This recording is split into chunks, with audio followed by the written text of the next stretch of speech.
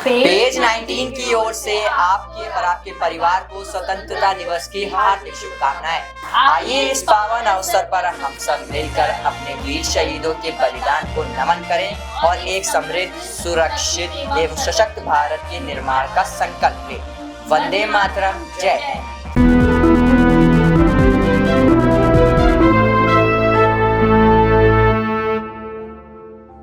गोरखपुर के ऐतिहासिक और राजनीतिक महत्व वाले माहौल में बुधवार 13 अगस्त 2025 को आयोजित अस्तित्व बचाओ भाईचारा बनाओ प्रबुद्ध जन सम्मेलन ने न केवल स्थानीय लोगों का ध्यान खींचा बल्कि प्रदेश और राष्ट्रीय स्तर पर भी राजनीतिक हलकों में हलचल पैदा कर दी।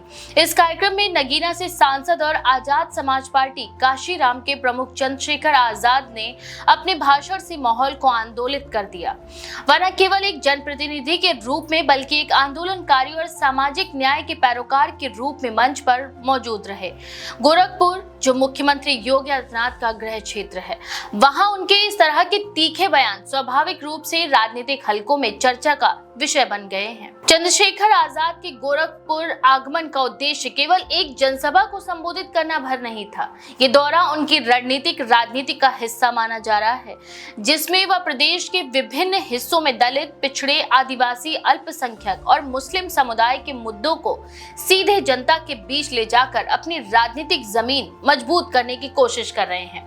उन्होंने इस मंच से जिन 6 बड़े मुद्दों को उठाया, वे न केवल उनके राजनीतिक एजेंडे का हिस्सा हैं बल्कि मौजूदा राजनीतिक व्यवस्था और सत्ताधारी दल के खिलाफ उनके सख्त रुख को भी दर्शाते हैं। सबसे पहले उन्होंने अन्य पिछड़ा वर्ग ओबीसी की जातिवार जनगणना का मुद्दा उठाया। उनके मुताबिक केंद्र सरकार जानबूझकर इस जनगणना को टाल रही है।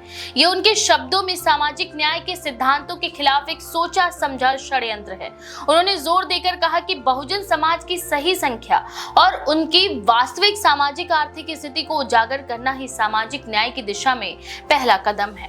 उनका तर्क था कि जब तक ओबीसी, दलित और अन्य वंचित समुदायों की वास्तविक जनसंख्या का पता नहीं चलेगा, तब तक उनके लिए नीति निर्धारण, आरक्षण जैसी व्यवस्थाओं को सही रूप से लागू करना संभव नहीं होगा। उन्होंने ये भी कहा कि ये टालमटोल बहुजन समाज के अधिकारों को सीमित करने और उन्हें राजनीतिक रूप से कमजोर करने की मंशा से की जा रही है। इसके बाद उन्होंने आरक्षण और संविधान पर चर्चा करते हुए आरोप लगाया कि मौजूदा शासन व्यवस्था आरक्षण को निष्प्रभावी बनाने और संविधान की मूल भावना को कमजोर करने में लगी हुई है। उन्होंने डॉक्टर भीमराव अंबेडकर का उल्लेख करते हुए कहा कि उन्होंने हमें जो संवैधानिक अधिकार दिए, उनकी रक्षा करना हर नागरिक का कर्तव्य है। साथ ही उन्होंने श्रोताओं को चेतावनी दी कि अगर समय रहते लोग सतर्क और संगठित नहीं हुए तो आरक्षण की संरचना को धीरे धीरे खत्म करने की कोशिशें तेज हो जाएंगी।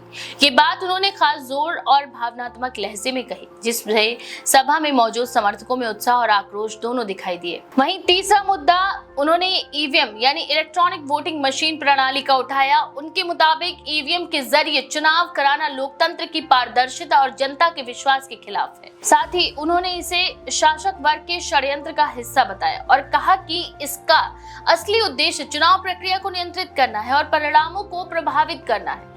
साथ ही साथ पुराने समय की बैलेट पेपर प्रणाली का हवाला देते हुए उन्होंने कहा कि तब जनता को परिणामों पर ज्यादा भरोसा था और पारदर्शिता बनी रहती थी। उनका ये बयान स्पष्ट रूप से मौजूदा चुनावी प्रणाली पर सवाल खड़े करता है, जो लंबे समय से देश के राजनीतिक विमर्श का हिस्सा रहा है। वहीं चौथा मुद्दा जो उन्होंने उठाया वह दलित, पिछड़े, आदिवासी और मुस्लिम समुदाय पर बढ़ते अत्याचारों का था। उन्होंने कहा कि हाल ही के वर्षों में इन समुदायों के खिलाफ हिंसा और भेदभाव के मामलों में चिंताजनक वृद्धि हुई है। उनका मानना था कि ये प्रवृत्ति न केवल संवैधानिक मूल्यों पर हमला है बल्कि समाज के ताने बाने को भी कमजोर करती है। उन्होंने भीड़ हिंसा, जातीय भेदभाव, सामाजिक बहिष्कार और पुलिस प्रशासन की कथित निष्क्रियता जैसे उदाहरण देकर कहा कि अगर इस पर तत्काल और सख्त कदम नहीं उठाए गए तो सामाजिक विभाजन और गहरा होगा। साथ ही उन्होंने ये भी जोड़ा कि सत्ता में बैठे लोग इन घटनाओं पर मौन रहते हैं, जो स्थिति को और भी गंभीर बनाता है। वहीं पांचवें मुद्दे में उन्होंने प्राइवेट सेक्टर्स में आरक्षण की मांग की। उनके मुताबिक सरकारी क्षेत्र में निजीकरण के कारण आरक्षण के अवसर लगातार घटते जा रहे हैं। उन्होंने कहा कि अगर सामाजिक रूप से पिछड़े वर्ग को समावेशी विकास का हिस्सा बनाना है तो प्राइवेट सेक्टर में भी आरक्षण लागू किया जाना चाहिए। उन्होंने ये भी कहा कि केवल सरकारी नौकरियों में आरक्षण देकर सामाजिक न्याय हासिल नहीं किया जा सकता, क्योंकि आज की अर्थव्यवस्था में निजी क्षेत्र का दायरा तेजी से बढ़ रहा है और रोजगार के अवसर वहां अधिक हैं। अंत में उन्होंने मंडल कमीशन की सिफारिशों के पूर्ण क्रियान्वयन की मांग की। उनका कहना था कि मंडल कमीशन से सामाजिक न्याय को स्थापित करने के लिए जो सिफारिशें दी थी उनका पूरी तरह लागू किया जाना समय की मांग है। उन्होंने ये भी कहा कि आधे अधूरे तरीके से लागू की गई सिफारिशें सामाजिक असमानता को खत्म नहीं कर सकती। उनका तर्क था कि अगर इन सिफारिशों को सही रूप से लागू किया जाए तो बहुजन समाज की स्थिति में व्यापक सुधार आ सकता है। चंद्रशेखर आजाद के इन बयानों का राजनीतिक महत्व इसलिए भी है क्योंकि उन्होंने ये सब गोरखपुर में कहा, जो न केवल उत्तर प्रदेश के मुख्यमंत्री योगी आदित्यनाथ का गृह क्षेत्र है बल्कि राजनीतिक रूप से भाजपा का मजबूत गढ़ माना जाता है। ऐसे में यहाँ आकर मौजूदा शासन पर सीधा हमला बोलना और उनके संवेदनशील मुद्दों को उठाना उनकी राजनीतिक रणनीति का हिस्सा हो सकता है। उनकी पार्टी आजाद समाज पार्टी अभी राष्ट्रीय स्तर पर बड़ी ताकत नहीं है, लेकिन दलित और पिछड़े वर्ग के बीच उनकी पहचान तेजी से बढ़ रही है। गोरखपुर का ये सम्मेलन अस्तित्व बचाओ भाईचारा बनाओ नाम से आयोजित किया गया था, जिसका उद्देश्य विभिन्न समुदायों के बीच एकता और सहयोग को बढ़ावा देना था। सभा में बड़ी संख्या में स्थानीय लोग, कार्यकर्ता और समर्थक मौजूद थे। मंच से चंद्रशेखर आजाद का हर बयान भीड़ से जोरदार नारों और तालियों के साथ स्वागत पा रहा था। इस दौरान उन्होंने अपने सोशल मीडिया प्लेटफॉर्म एक्स पर भी अपने भाषण के मुख्य बिंदु साझा किए, जिससे उनकी बात दूर दराज तक पहुंच सके। राजनीतिक विश्लेषकों का मानना है कि ये भाषण आने वाले समय में उत्तर प्रदेश की राजनीति में दलित, पिछड़ा, ओबीसी वोट बैंक पर असर डाल सकता है। खासतौर पर 2027 के विधानसभा चुनाव और 2029 के लोकसभा चुनाव को देखते हुए ये संभव है कि चंद्रशेखर आजाद का यह आक्रामक रुख विपक्षी दलों के लिए भी एक संदेश हो। ये भी माना जा रहा है कि उनका ये कदम विपक्षी गठबंधन के भीतर अपनी भूमिका और महत्व को बढ़ाने का प्रयास है। इस दौरे से पहले भी चंद्रशेखर आजाद कई बार सीएम योगी आदित्यनाथ और केंद्र सरकार की नीतियों पर निशाना साध चुके हैं, लेकिन गोरखपुर में जाकर उनके खिलाफ सीधी चुनौती देना ये दर्शाता है कि वह अपने राजनीतिक अभियान को लेकर किसी तरह की झिझक में नहीं है। उनके समर्थक इस दौरे को ऐतिहासिक और साहसिक कदम बता रहे हैं, जबकि उनके आलोचक इसे महज राजनीतिक स्टंट मानते हैं। सभा समाप्त होने के बाद चंद्रशेखर आजाद ने स्थानीय कार्यकर्ताओं से भी मुलाकात की और उन्हें आने वाले महीनों में घर घर जाकर लोगों से संपर्क करने और उनके मुद्दों को उठाने का आह्वान किया।